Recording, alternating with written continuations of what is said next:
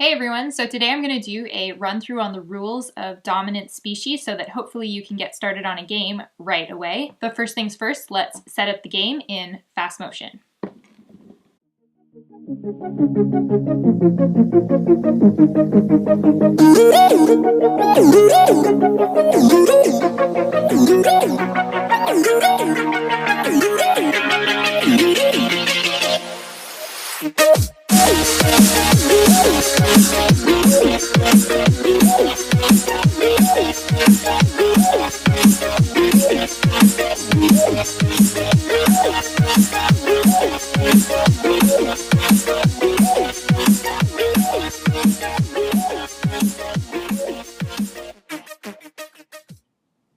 Alright, I've put the game through a few turns in order to be able to do what I think will teach the game best, and that is take you through the different actions and give an overview of the game.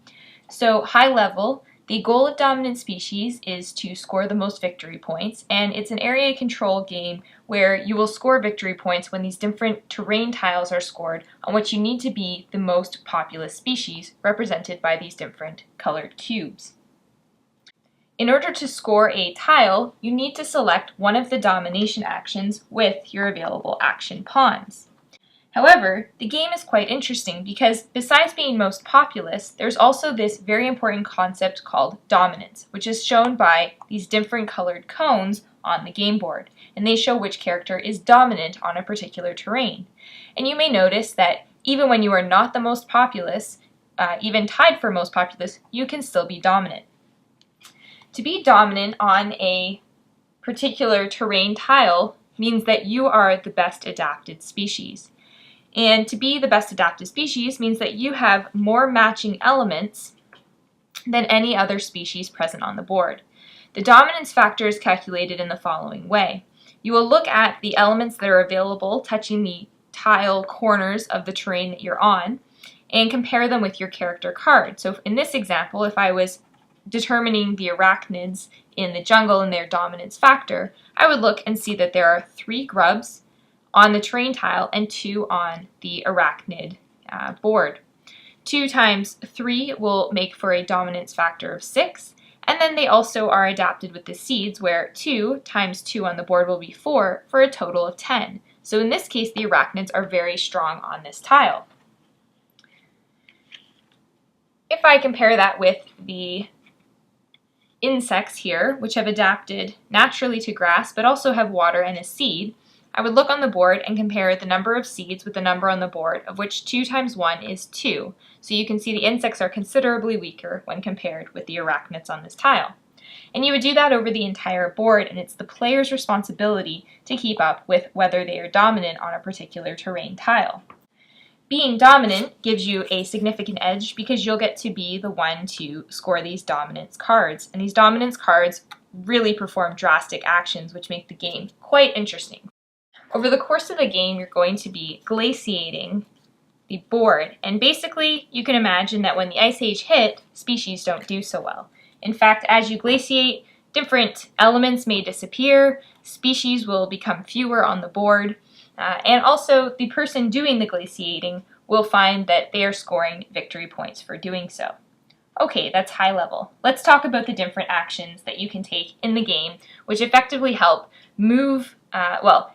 help you add more species onto the board, move across the board, gain in dominance, become more adaptable on your player board, etc., to ultimately win the game.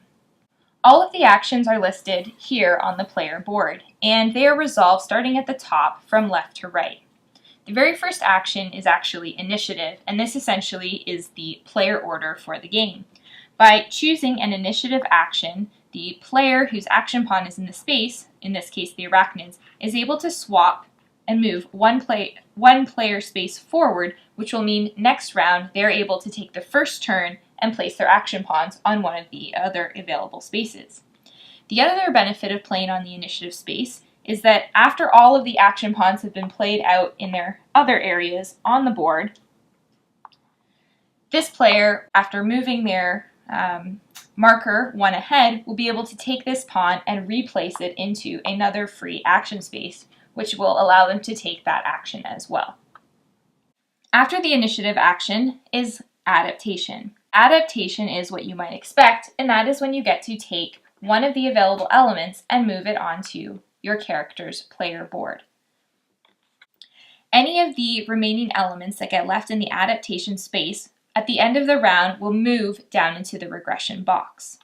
The regression action allows a player, when they place an action pawn here, to remove one of the elements from the regression box, which therefore won't cause them to have to lose it instead from their player mat.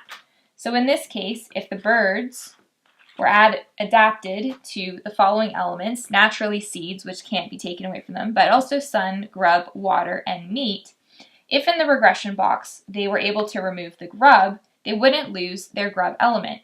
However, because of the sun element present here, they will lose the sun element off their character card. This, of course, will affect where they may be dominant on the board, as well as where they may survive at the end of the round. That reminds me of another important concept in dominant species. Whenever species are eliminated from the board, they do not return back to the player's pool of available species. So everyone will start with a variable number of species, which will depend on the number of players. The only time that you'll receive species back is when laying a tundra tile. When laying a tundra tile, all of the species will disappear except one of those that were present. And in this case, all of these species would go back to what's called the gene pool, which is the player's initial starting pool. After adaptation and regression, there is what is called abundance. The abundance action, when a player places an action pawn here, allows you to take one of the available elements and place it anywhere you want on a tile corner. So again, you can see how by doing that abundance action, you can hopefully maximize your dominance in an area where you also have high population or where you may otherwise be going extinct. Similar to the adaptation and regression, any of the elements which are left in the abundance box will get moved down into the wasteland box at the end of the round when everything is reset. Wasteland. When an action pawn is placed in the wasteland space, this allows them to choose one of the discs in the wasteland box to be removed. And any elements that remain in the wasteland box, you will go over here, and from every water now touching a tundra tile, it is going to be removed. At the end of the round, any elements remaining here in the wasteland box that weren't removed by an action pawn will then move down into the depletion box. So now any elements that are currently in the depletion box, when a player places an action pawn in the space, they are allowed to take one of these elements that are here and now remove them from somewhere off the board, from anywhere, any tile. Go for it. So, make someone go extinct while you're at it. Next is the glaciation action, and this is where I was saying that tundra tiles will get placed down on the board. So when you get to be the action pawn doing glaciation, you can choose anywhere you want to play the tundra tile, provided it touches a space or is adjacent to a space that currently has a tundra tile. When you place a tundra tile down, you will score victory points based on the number of adjacent tiles you place it next to. And you'll look at the bonus points conversion table, and in this case, you'll see that by placing a tundra tile next to 2 adjacent tiles, you would score 3 victory points. As well, as I mentioned, when you place a tundra tile down, all but one species of up to each type may remain on that tundra tile. Any excess species will return back to the player's gene pool, and they can be reused again when populating the board through the next action that's available, and that is speciation. Speciation, when selected, is dependent on 2 factors. The first factor is what is shown on the action pawn space specifically chosen. So in this case, if the arachnids choose this spot with meat, they will now need to find a meat element somewhere on the board, and they can speciate on any tiles adjacent to that element. So in this case, if they were to choose this meat element here, they'd be able to speciate on the mountains and these 2 tundra tiles. In addition, the number of species that is placed depends on the exact terrain that they'll be speciating. So you can see here from the legend that if they speciate onto tundra, they'll only be allowed to place one species cube on the tundra tiles. In the mountains, they will be able to place 2 species. After the speciation action is the Wanderlust action. The Wanderlust action is where you will be able to take one of the 3 available tiles and place them somewhere on the board. Just as in the case with the tundra tile placement, you will score bonus victory points based on the number of adjacent tiles. In this case, if placed here, there's 2 adjacent tiles, so 3 victory points would be scored. If the savanna was placed after that by another player, or yourself, you could put 2 action pawns there. There are 3 adjacent tiles, and so you would score 6 victory points. At the same time, you will get to choose one of the available elements here and place it on any tile corner of your choice on the newly placed terrain tile on the board. Following that, going in food chain order, players are able to move their species onto the newly placed tile. They can move as many or as few as they like, just no backsies. You know the rules. All right, after Wanderlust is the Migration action, which is exactly what it sounds like. When an action pawn is placed in migration, they will get a number of migration moves based on the specific action pawn space they've chosen, where 7 is the maximum. So the birds in this case, actually, bad example, because I'm going to get to some special abilities in just a minute. Let's say the arachnids were in the 7 space. They get 7 total movements. However, each species cube can only move once and 1 tile. So for example, the arachnids could move from here to here, from here to here, here to here, here to here, here to here, here to here. What could not happen is if the arachnids were here, they could not go 1, 2. So movement is somewhat limited unless you're a bird. Again, they have a special ability. Okay, I'll share it now. The birds are allowed to move up to 2 spaces. It will count as 2 of their actions, but basically it represents their ability to be able to fly over great distances. Competition is the next action. Competition is also dependent on the action pawn space that you specifically choose. Each action space available touches 3 different terrain. For example, this space will touch the wetland, the desert, and the tundra. This means that if an action pawn is placed here, anywhere that species, in this case the arachnids, is present on the board in the wetland, the desert, or the tundra, they may eliminate 1 opposing species that shares that space with them. However, the arachnids also have a special power here. Oh dear, just getting the special powers. I can't help it, they're just really cool to have special powers like this in a game. Arachnids, their special power is they can also, anywhere on the board, once per turn, where they share a space with someone else, they can destroy 1 opposing species. So they're not present here in the desert, so these guys are safe. Same with these guys in the forest and these guys in the sea. But these guys in the sea here, the arachnids might decide, hey, I'm going to kill off one of these birds here. And finally, the most important action of all, you might say, the Domination Action. The Domination Action, when an action pawn is placed here, they will get to choose which of the tiles they would like to score on the board. And choosing which tiles to be scored is very important in dominant species. For one, the tiles have a different number of victory points on them depending on the terrain. The sea tiles are the best ones to score, you might say, provided you're the most populous on them, because then you will score 9 victory points. The second most populous person will score 5, followed by 3 and 2 if there are up to 4 species on the tile.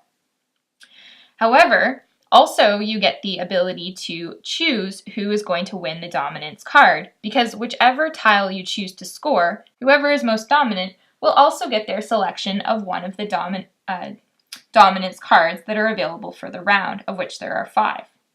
And as I said, these domination cards have profound impacts on the game. So this ice sheet, like I said, perform an immediate glaciation action. You get to score victory points for that, and you also get to displace potentially a lot of people. Or here is ecodiversity. Gain 1 victory point for each element disc on Earth that matches an element type on your animal. Well, that would be a great one for the birds right now, because they've got so many different element disc types and lots of them, and there's still quite a few elements on the board. So as you can see, the dominant cards are quite special in this game. Alright, so let's officially talk about special abilities. So beginning from the top, you'll notice that there are different animal symbols next to some of the actions, and that indicates to you that your character has a special ability related to that particular action. So in the case here of the reptiles, represented by the snake, they get to perform one free regression action each turn on top of any action pawns that they may place in the regression box. Following down, you'll note here next to speciation there is an insect, and that is because each round the insect gets one free species to place anywhere they want, anywhere on Earth. And moving down, you can see the birds, like I said, they get to move 2 spaces instead of just 1 every time they perform a migration action. The arachnids have the ability to perform a competition action for free on any space that they share with an opposing species. And finally, the mammal action. At the end of the round, after everything has been done and you go to reset, you need to check for extinction.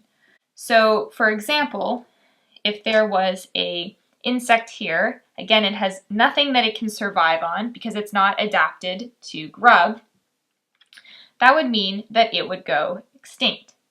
However, if you were a mammal in the tundra here,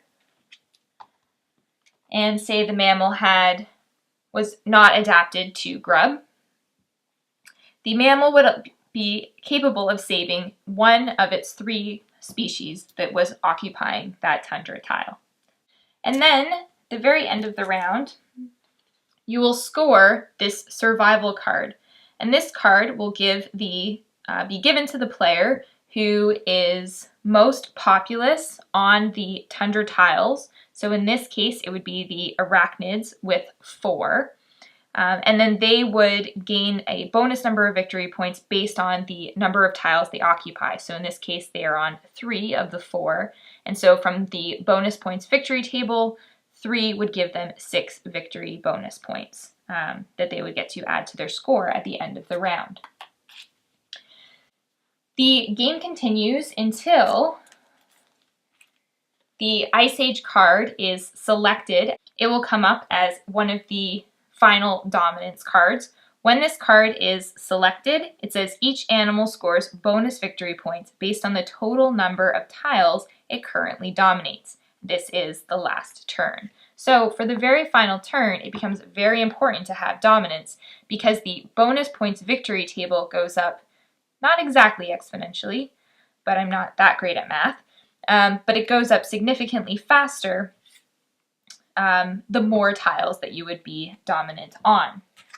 As well, just to throw things into chaos at the end of the game, there's one final round of scoring of every single tile after that dominance scoring has happened. So it's important to be very populous and very dominant by the end of the game. And that is Dominant Species in a nutshell. I really love this game. It's got some wild turns. People can just appear and disappear and be dominant and not be dominant, and glaciation just doesn't stop happening, and the actions are so interesting the way that they work together. It really does feel like you've got things under control, but then you don't, but then you do, and the player interaction is just top-notch in this game, but I'm also blessed with an amazing game group. So, thanks for watching. I hope that you enjoyed this and it helped you learn to play Dominant Species. Get it out and get playing. See you next time.